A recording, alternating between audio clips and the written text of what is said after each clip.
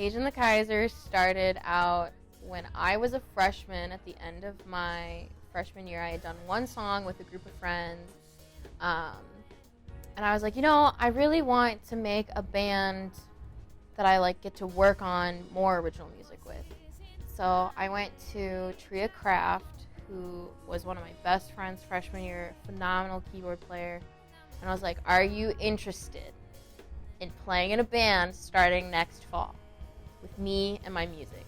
And she was like, absolutely. Stop for a second. Stop for a minute. Stop playing with my mind.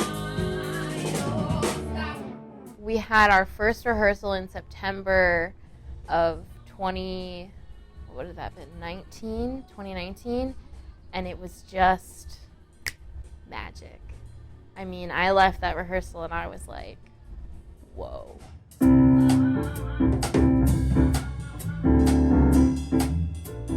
The songs on the EP, it's just gonna be 6 songs. So the way it works is, so I'm in charge of what we're going to play, but I will never dictate what you're going to play. You're the drummer, I'm not the drummer. You're the guitarist, I'm not the guitarist. But same with bass. I have made it very clear, these are my strengths and these are my weaknesses. I'm not Prince. I don't play everything. We have that understanding, I think, of that this is a collaboration upon what I'm writing as the start. So this is a new piano. I've brought songs in this year that are actually going to be on the EP that were written in 2020, 2019. So I don't necessarily write a song and instantly bring it in. For me as a songwriter, I write from a very emotional place. I bring a song into the band when I feel either at peace with the song or I feel that it needs the attention to give me the peace I need from it. It's my way of putting it from bubbling over inside to a piece of art on the outside. Final song is called Sunflower, and I wrote that still in COVID times. My junior year, I was finishing up finals, and my grandmother, who had dementia, was declining really fast. And the night before she passed, I got the news from my mom that she doesn't have much time left. You need to finish your finals, and then we'll come get you. And I just there was a part of me that knew I'm not gonna get to say goodbye, and that was really hard because I was so far away. I didn't have a car at the time. I couldn't just pick up and leave. And so I sat down at the piano and I just started bawling. Sunflower was kind of my way of saying goodbye without being able to be there.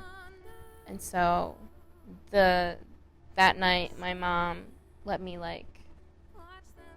talk on the phone to her, even though she couldn't respond, but at least I could say goodbye. And then I sang that song, 3 days later at her funeral. I'm trying to remember all the times we were together, and it's making me blue.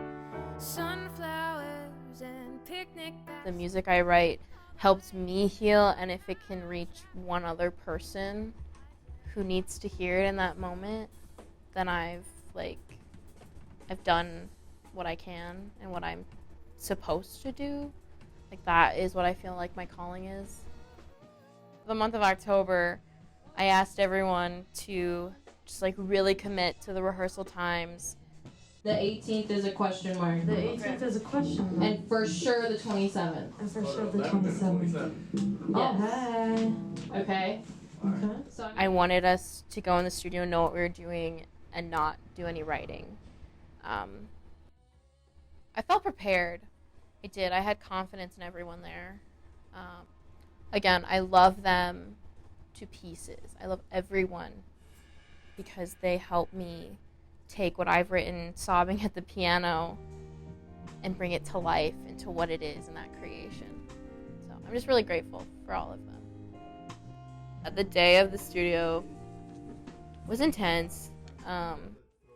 These songs have kind of been like our babies the last, few months. Oh, I can't wait for people to hear it. I hope they like it. I hope it touches them in a way that they weren't expecting. Maybe they were expecting. Yeah, I'm just really ready.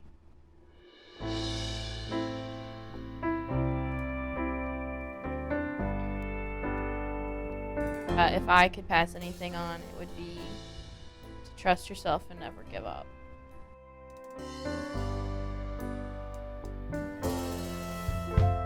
The lights go out and the nights are blank.